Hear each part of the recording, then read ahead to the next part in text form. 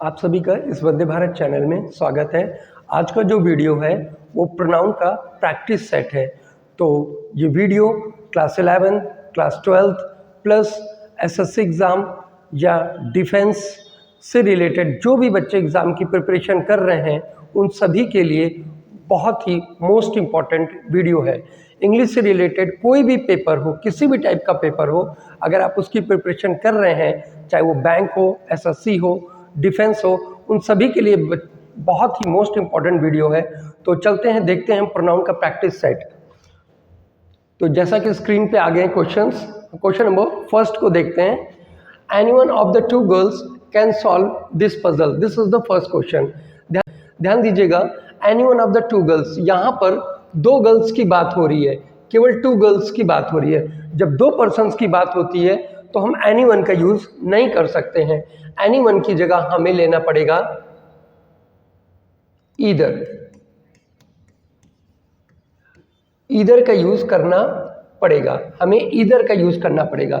जब दो पर्सन्स की बात होती है तो ईदर का यूज करना पड़ेगा, और दो से ज्यादा लोगों की बात होगी तो एनीवन का यूज करेंगे। तो यहाँ पर either of the two girls can solve this puzzle, this is the correct answer. Next, either of three students is responsible for the loss.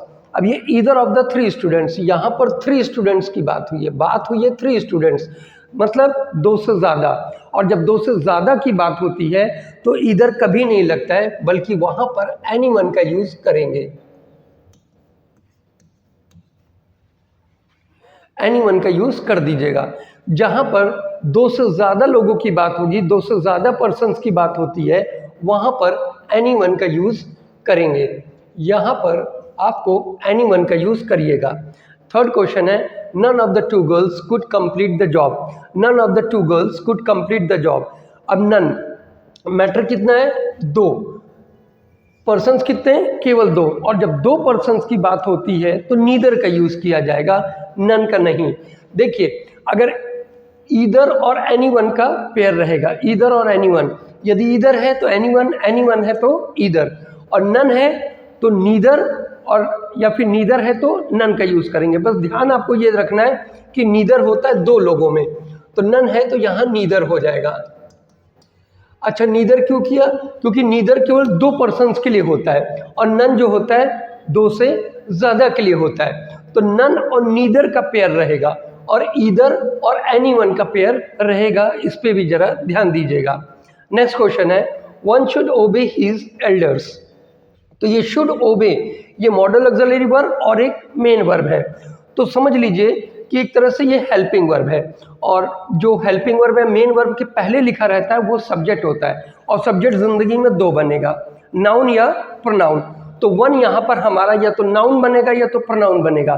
तो वन यहाँ पर हम प्रोनाउन मानेंगे, और वो भी इनडेफिनेट प्रोनाउन, और इनडेफिनेट प्रोनाउन है वन, और वन का जो पॉजेसिव फॉर्म होगा वो वंस होगा।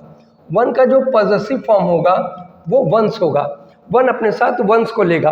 अगर यहाँ ही होता तो हीज हो जाता, सी होगा तो हर हो जाएगा, दे होगा तो दियर हो जाएगा, वी होगा तो आवर हो जाएगा, आई होगा तो माई हो जाएगा।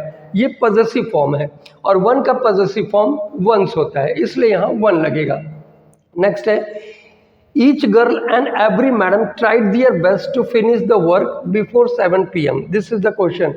तो रूल क्या कहता है? Each every either neither, each every either neither जब भी होंगे उनके साथ वर्ब सिंगुलर और प्रोनाउन सिंगुलर। तो ईच गर्ल और एवरी मैडम जो लिखा है, इसके साथ जो प्रोनाउन लगेगा वो सिंगुलर लगेगा। ये दोनों ही फीमेल हैं, इसलिए मुझको हर का यूज करना पड़ेगा। अगर यहाँ बॉयज की बात होती तो मैं हीज कर लेता, क्योंकि प्रोनाउन इन्होंने दियर प्लूरल बना दिया, जो कि गलत है। हमको सिंगुलर प्रोनाउन लेना पड़ेगा। क्वेश्चन नंबर 6, सेम चीज है। ईच एवरी ईदर नीदर होने पर verb singular, pronoun singular.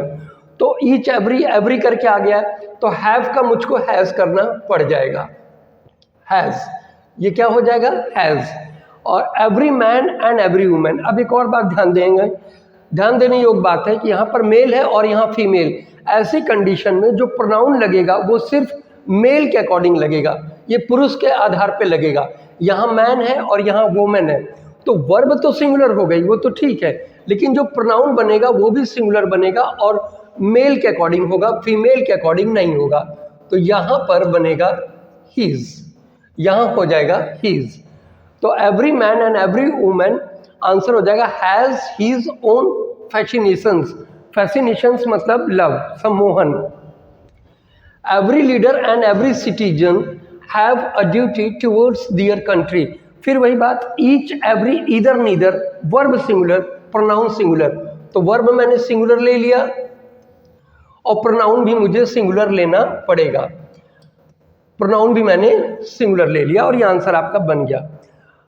Late you and I go to play. अब इस पे ध्यान देने योग्य बात है, कभी भी सेंटेंस में लेट या प्रपोजिशन, आस्क या मेन वर्ब हो, उसके बाद जो प्रोनाउन होगा वो ऑब्जेक्टिव केस का प्रोनाउन होगा। लेट के बाद हमेशा ऑब्जेक्ट लिखा जाएगा, प्रपोजिशन के बाद ऑब्जेक्ट जो आएगा, आस्क के बाद मेन वर्ब के बाद जो ऑब्जेक्ट आएगा वो ऑब्जेक्टिव केस का प्रोनाउन आएगा। मतलब कभी ही नहीं हो सकता, कभी सी नहीं हो सकता, कभी दे नहीं हो सकता, कभी वी नहीं हो सकता, मतलब आई नहीं हो सकता। लेट के बाद कभी भी जीवन में आई नहीं होगा। लेट के बाद मी, लेट के बाद हर, लेट के बाद हिम, लेट के बाद अस, लेट के बाद देम, ऑब्जेक्ट वाले लिखे जाते हैं इन सभी के बाद। चाहे लेट हो, चाहे आस्क हो, चाहे मेन वर्ब हो, चाहे प्रपोजिशन, अगर आपको ऑब्जेक्ट लिखना है तो वो ऑब्जेक्टिव केस का प्रोनाउन होगा। तो ये आई को हटाकर आपको मी लिखना पड़ेगा, मी का यूज हो जाएगा। Let you and me go to play, let के बाद ऑब्जेक्टिव केस का प्रोनाउन चलता है। 9th, there is close relation between he and I. अब ये प्रपोजिशन है, बिटवीन एक प्रपोजिशन है और प्रपोजिशन के बाद जीवन भर ऑब्जेक्ट आता है।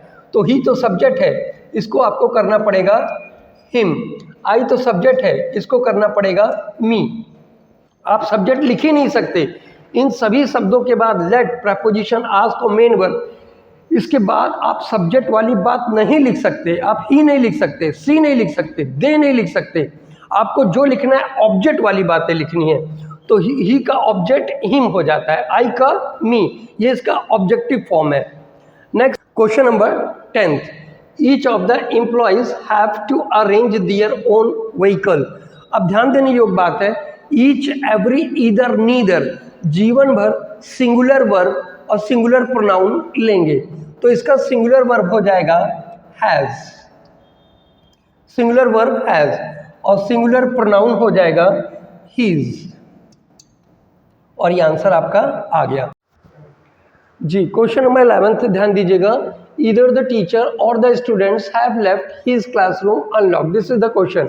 यदि किसी सेंटेंस में ईदर और, neither nor, not only but also या केवल अकेला और करके लिखा हो, तो ऐसी कंडीशंस में आपको ध्यान रखना है जो और के पास या अकेला जो और है इसके, या नॉर या बट आल्सो, इसके करीब जो सब्जेक्ट होगा उसी के अकॉर्डिंग आपको हेल्पिंग वर्ब, मेन वर्ब और प्रोनाउन का यूज करिएगा। जो इनके पास है, जैसे इधर और, तो मेरे को ये जो और है, दूसरी बार जो और लिखा है, इसी के आधार पर ये वर्ब चलेगी और ये प्रोनाउन चलेगा। यहाँ पर ज़्यादा स्टूडेंट्स हैं तो यहाँ पर हैव हो जाएगा, और ये जो हीज है ये गलत है क्योंकि ये प्लूरल, सब्जेक्ट आपका प्लूरल बन चुका है, तो वर्ब भी प्लूरल बनेगा और प्रोनाउन भी आपका प्लूरल बनेगा। तो हीज की जगह पर आपको दियर लिखना पड़ेगा, THEIR, दियर, यहाँ पर आपका दियर हो जाएगा। इसी तरह अगर यहाँ पर एक ही बच्चा होता, एक स्टूडेंट, तो मैं यहाँ पर हैज़ लिख देता और यहाँ पर हीज आपका करेक्ट आंसर होता। मतलब ये जो पीछे वाला रहता है इसी के आधार पर वर्ब और प्रोनाउन का यूज किया जाता है। Everyone of them were given their table and chair. अब 12th क्वेश्चन में ध्यान दीजिएगा, अगर एवरीवन, एवरीबॉडी, एवरीथिंग करके आ जाए, इसको कहते हैं इनडेफिनेट प्रोनाउन, और ये अपने साथ सिंगुलर वर्ब, सिंगुलर प्रोनाउन लेकर चलते हैं। सिंगुलर वर्ब और सिंगुलर प्रोनाउन का यूज किया जाता है। एवरीवन, एवरीवन हो, चाहे एवरीबॉडी हो, चाहे एवरीथिंग हो, इनमें वर्ब सिंगुलर हो जाएगी तो वर्ब को काट के आप वॉज कर लीजिएगा, और आपका जो प्रोनाउन है वो भी सिंगुलर बन जाएगा, इसलिए यहाँ पर आप इसको हीज कर लीजिएगा। दोनों ही आपका सिंगुलर हो जाएगा, वर्ब और प्रोनाउन दोनों सिंगुलर हो जाएगा, चाहे एवरीवन हो, चाहे एवरीबॉडी हो, चाहे एवरीथिंग हो। इनको बोला जाता है indefinite pronoun. Please take the buffalo to her shed. अच्छा, अब इसमें ध्यान दीजिएगा, यदि कोई एनिमल्स हो या कोई छोटा बच्चा हो, एनिमल हो या छोटा बच्चा हो, जैसे चिल्ड्रन है, बेबीज है, इनके लिए भी आपको इट्स का यूज किया जाएगा। इनके लिए इट का यूज होगा और इनका जो पॉजेसिव फॉर्म बनेगा वो इट्स बनेगा। यहाँ पर तो बेफेलो का जो पॉजेसिव फॉर्म बनेगा वो बन जाएगा इट्स, ये बन जाएगा इट्स। और इसका बेफेलो का कोई भी एनिमल हो या कोई छोटा बच्चा हो, उसका इट यूज किया जाता है, सब्जेक्ट की जगह पर इट यूज होता है और उसका जो पॉजेसिव फॉर्म बनता है वो इट्स बनता है, हर और हीज नहीं बनेगा। इसलिए बेफेलो के लिए मेरे को इट्स लेना पड़ा, its shed. Please take the buffalo to its shed, उसके शेड तक बेफेलो को ले जाओ, मतलब जहां पर वो बांधी जाती है वहां पर उसको ले जाओ। The cow has hurt her legs, ध्यान दीजिएगा। फिर एनिमल आ गया है, एनिमल के लिए जो मेरे को पॉजेसिव फॉर्म लेना पड़ेगा वो इट्स लेना पड़ेगा। अगर ही होता तो हीज हो जाता, सी होता तो हर हो जाता, दे होता तो दियर हो जाता, वी होता तो आवर हो जाता, आई होगा तो माई हो जाएगा। उसी तरह एनिमल्स का जो पॉजेसिव फॉर्म है वो बन जाएगा इट्स, यहाँ पर इट्स कर दिया जाएगा। और छोटे बच्चों के लिए भी इट्स का यूज किया जाता है पॉजेसिव फॉर्म में। Next, this was he who arrived first in the meeting, ध्यान देने योग्य बात है। दिस का यूज हम नाम बताने के लिए या किसी का परिचय बताने के लिए किया जाता है।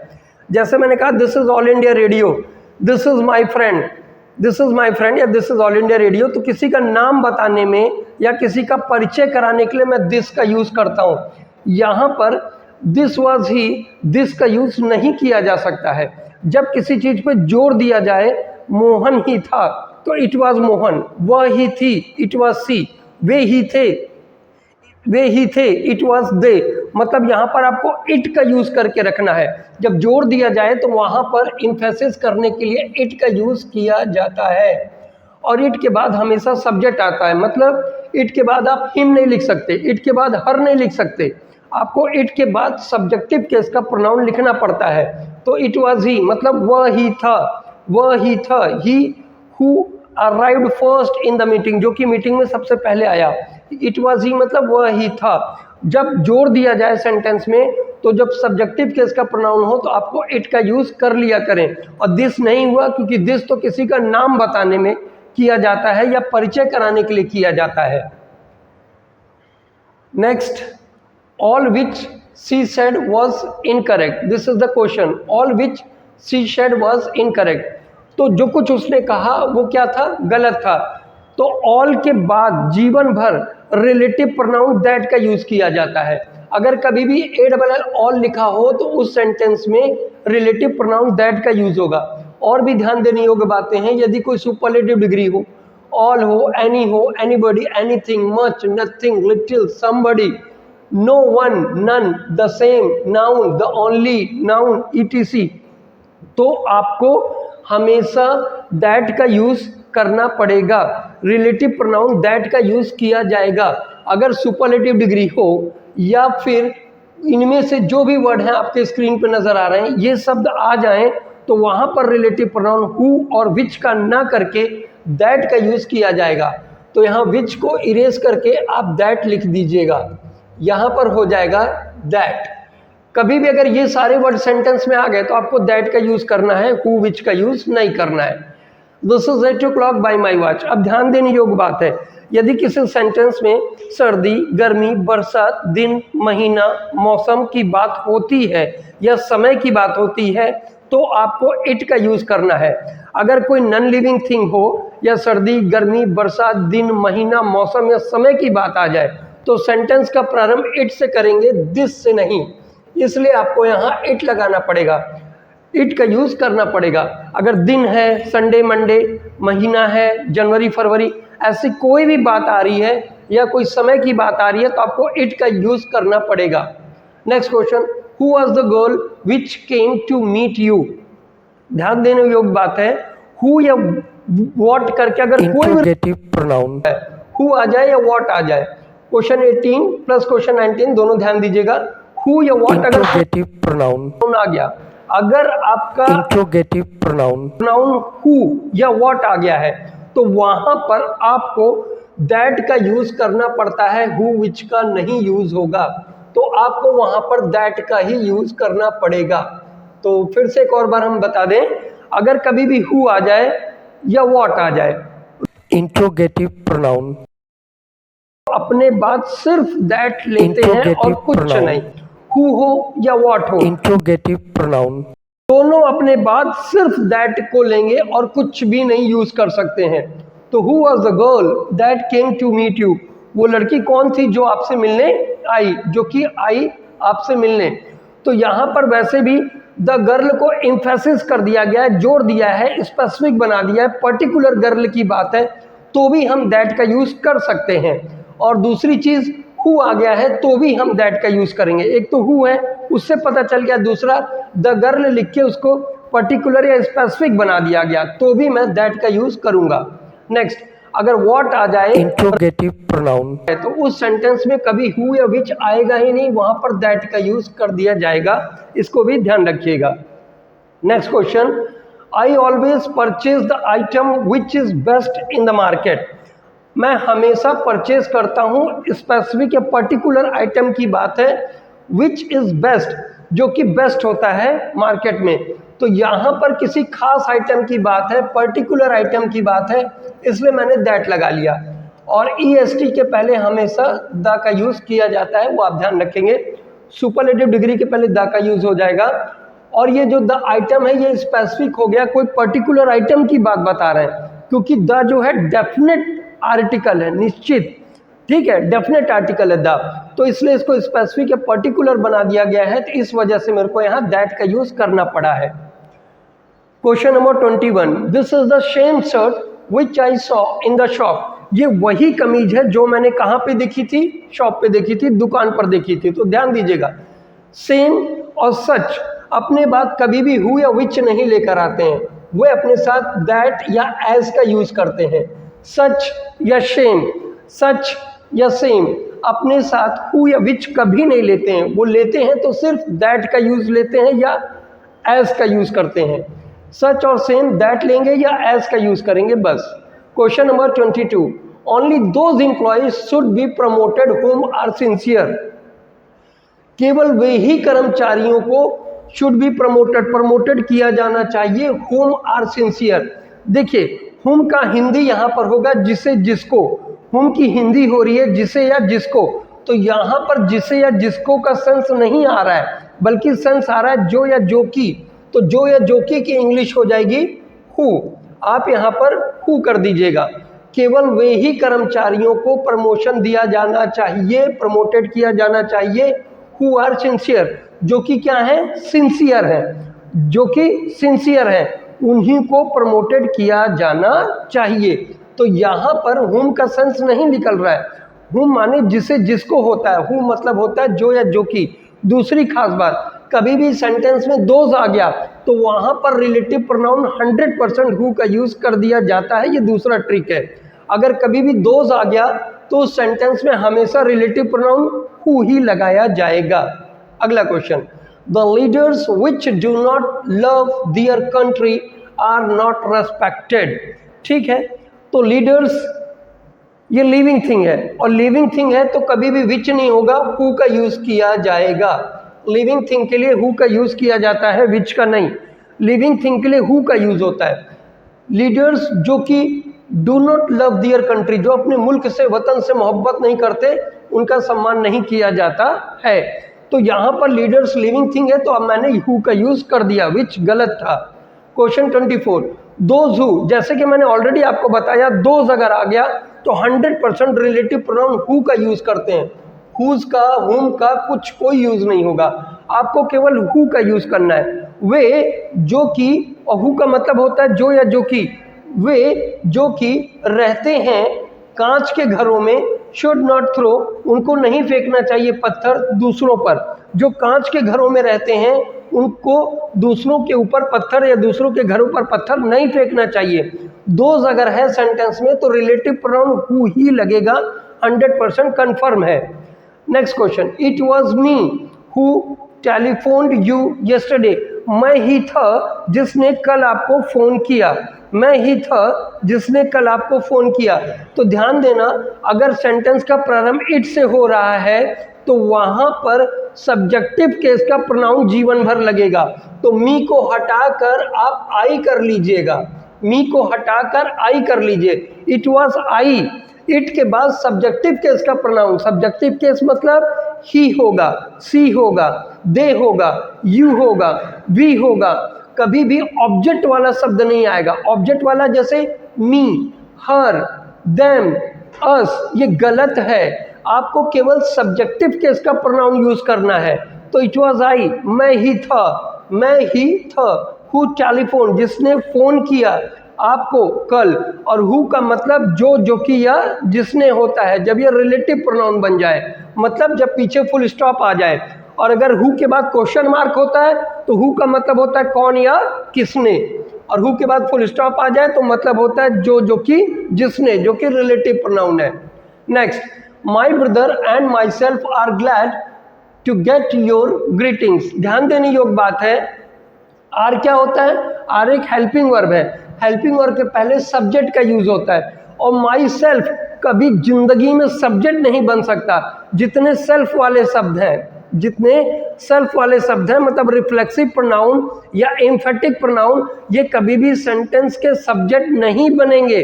तो अब ये सब्जेक्ट नहीं बन सकता है, सब्जेक्ट बिल्कुल नहीं बन सकता है। तो सब्जेक्ट नहीं बन सकता तो सब्जेक्ट क्या बनेगा? आई यूज कर लीजिए आप यहाँ पर। क्या यूज कर लीजिए? I. My brother and I are glad to get your greetings. My brother and I are glad, मेरा भाई और मैं खुश हैं प्राप्त करके आपका ग्रीटिंग। इसका ये मतलब निकला। ध्यान दीजिएगा, कभी भी जो सेल्फ होता है, himself, myself, yourself, themself, ourself, ये सेंटेंस का सब्जेक्ट तो कभी बना ही नहीं है। जब सेंटेंस का सब्जेक्ट बना ही नहीं है तो सेंटेंस तो गलत हो गया, क्योंकि आर एक हेल्पिंग वर्ब है। हेल्पिंग वर्ब के पहले सब्जेक्ट होना चाहिए, और मैंने लगा के रखा है माई सेल्फ, और मैंने कहा सेल्फ जो कि एम्फेटिक प्रोनाउन होता है या रिफ्लेक्सिव प्रोनाउन होता है, सब्जेक्ट बन नहीं सकता। तो अब सब्जेक्ट बन नहीं सकता तो माई ब्रदर तो सब्जेक्ट है। अब इसको सब्जेक्ट बनाने के लिए मेरे को इसी से रिलेटेड कोई ना कोई प्रोनाउन लेना पड़ेगा। मान लीजिए हिमसेल्फ होता तो मैं ही का यूज कर लेता, अगर यहाँ पर हर सेल्फ होता तो मैं सी का यूज कर लेता, अगर यहाँ पर आवर सेल्फ्स होता तो मैं वी का यूज कर लेता। तो इस तरीके से इस क्वेश्चन को डेवलप करेंगे। Next question number 27, neither of these 4 vehicles will do. अब ये क्वेश्चन पे ध्यान दीजिएगा, कितने व्हीकल्स हैं? 4 व्हीकल्स हैं। कितने व्हीकल्स हैं? 4 व्हीकल्स हैं। हमने आपको बताया नीदर का यूज केवल 2 के लिए होता है, 2 व्यक्ति या 2 वस्तुओं के लिए होता है। नीदर का यूज केवल 2 व्यक्तियों और 2 वस्तुओं के लिए होता है। यहाँ पर व्हीकल्स 2 से ज़्यादा आ गई हैं। जब 2 से ज़्यादा का मामला होता है तो आप नन का यूज करेंगे, नन का यूज करेंगे, एन और ओ एन ई, नन का यूज करेंगे। बिल्कुल ध्यान देने योग्य बात है। अगर ईदर है तो 2 के लिए होता है, 2 व्यक्ति 2 वस्तु, तो ईदर होता है तो उस जगह मेरे को एनीवन करना पड़ेगा जब 2 से ज्यादा मामला आ जाएगा। और वही हाल नीदर का है। नीदर अगर 2 लोगों की बात है तो नीदर सही है, लेकिन 2 से ज्यादा हो गए तो मैं नन का यूज कर लूंगा। Next question 28, it is not us who are responsible for the delay.